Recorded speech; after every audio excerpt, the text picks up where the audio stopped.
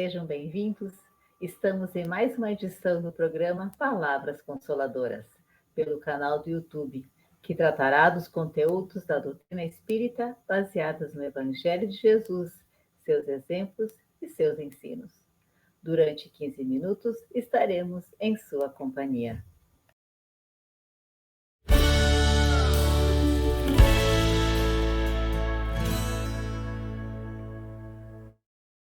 A União Municipal Espírita de Caxias do Sul é responsável pela condução desse programa. E hoje vamos falar sobre a preocupação com a morte. Para nos ajudar a tratar deste assunto, convidamos a colega Rosa Festugato, colaboradora do Movimento Espírita da Serra Gaúcha. Seja bem-vinda, Rosa. Obrigada. Que alegria estar com vocês novamente. É muito bom. Sejamos todos bem-vindos. Obrigada, é sempre um privilégio. Lembrando sempre que a bibliografia do tema está na descrição deste vídeo. Rosa, o homem, seja qual for a escala de sua posição social, tem um sentimento inato no futuro. A crença da imortalidade é intuitiva e muito mais generalizada do que o nada. Entretanto, a maior parte dos que creem apresentam-se possuídos de grande amor às coisas terrenas e temerosos à morte. Por que isso acontece, Rosa? Pois é, Rose. Nós podemos dizer que esse temor é um efeito da sabedoria, da providência divina e uma consequência do instinto de conservação que todos nós encarnados possuímos. Este medo, digamos assim, é necessário ainda enquanto o homem não estiver bastante esclarecido com relação à vida futura. Se assim não fosse, se não tivesse medo, mas um medo racional, não é? Talvez deixasse prematuramente a vida na Terra e o trabalho que neste mundo serve ao seu adiantamento. Podemos dizer também, Rose, segundo a obra O Céu e o Inferno, que o apego às coisas terrenas é um dos principais alimentos do medo da morte. Vejamos bem, um dos principais alimentos do medo da morte. O homem apega-se muito ao exterior, vendo apenas a vida no corpo. Mas a vida real está na alma, que é imortal. E o Espiritismo veio para matar o materialismo, nos ensinando que a vida continua, que não termina com a morte. Somente o corpo material morre. Somos espíritos eternos, sendo o mundo espiritual a nossa verdadeira casa. Outra razão, amigos, que existe para o temor da morte são os costumes, as teorias, as cerimônias religiosas, muitas vezes lúgubres, que nós todos vivemos desde a infância. Muitas vezes esses quadros, vividos por nós, não são muito sedutores, não, nem consoladores. Porque o que nós víamos e vemos muitas vezes nesses quadros ainda que aprendemos desde a infância? Ou seremos condenados às chamas eternas quando morrermos, sem alívio ou piedade, ou iremos para o céu e lá ficaremos eternamente contemplativos, numa verdadeira monotonia e tédio. Se representamos a morte, se precisarmos falar sobre a morte, é sempre como algo repulsivo, lembrando a destruição do corpo. E jamais como a alma se libertando, radiosa dos laços terrestres. E assim, nós vamos passando de geração em geração. E ainda, amigos, para completar, são gravados nos túmulos, não é? A frase, saudades eternas. Nossa, quando a gente lê essa frase, com tanta falta de esperança do reencontro com quem amamos, é realmente terrível e desesperadora a gente pensar na morte. Morrer para sempre, muitos pensam, ou dormir até o juízo final, nos dá a ideia do nada, que é incompatível com a ideia de um Deus soberanamente bom e justo. E ainda a gente pensa assim, que o homem terá longo tempo, sem dúvida, não é?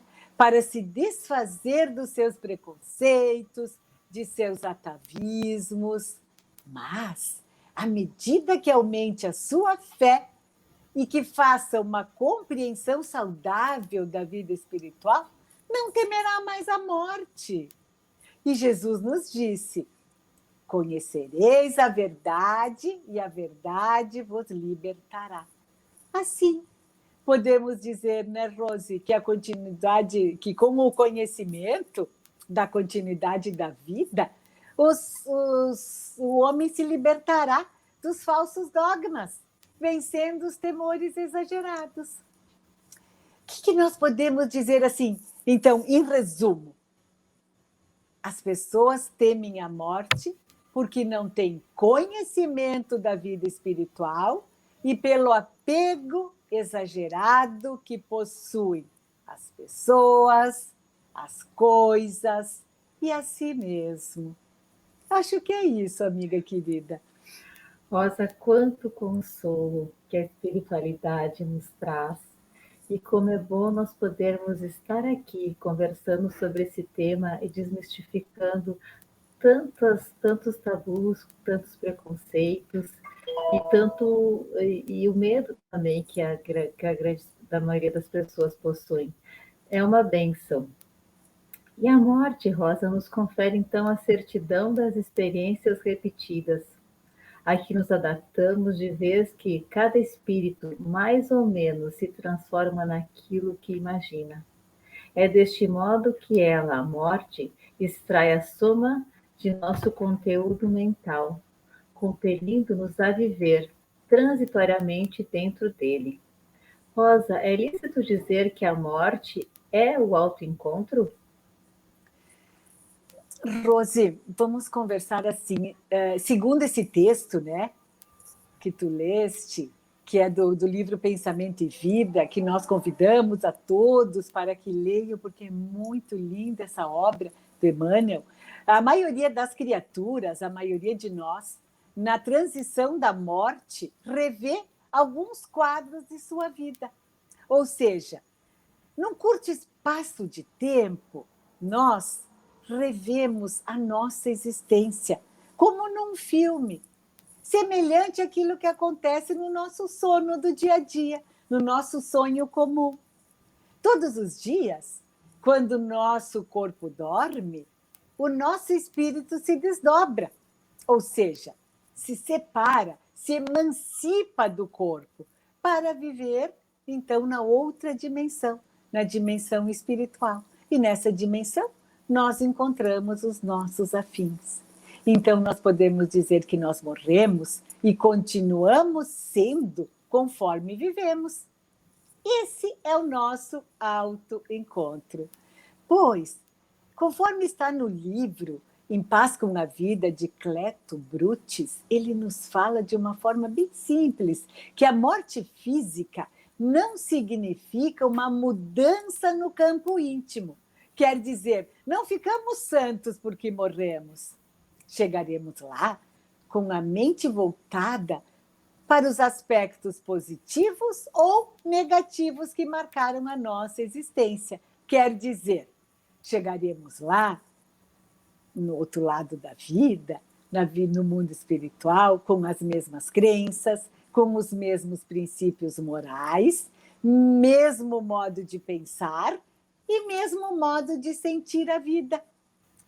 E os compromissos que nós deixamos de lado, as quedas, os equívocos, tudo que nós não repararmos serão motivos da nossa infelicidade. Porém, As boas obras e o progresso conquistado trarão o júbilo e a paz de consciência, não somente para aquele que retorna, mas para todos que o aguardam da jornada terrena.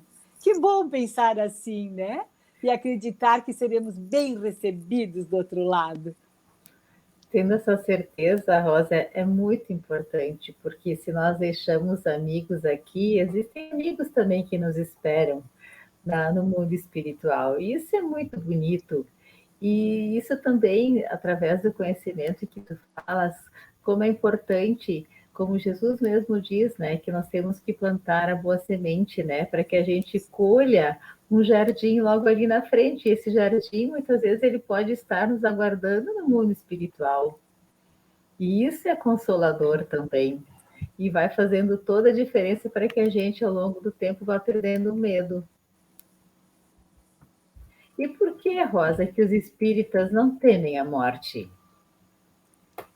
Então, Rose, podemos dizer que o espírita não teme a morte porque tem certeza da vida futura. Então, o que o sustenta, além da esperança de uma vida melhor, conforme as nossas obras, com certeza, né, é a certeza de que existe a vida futura.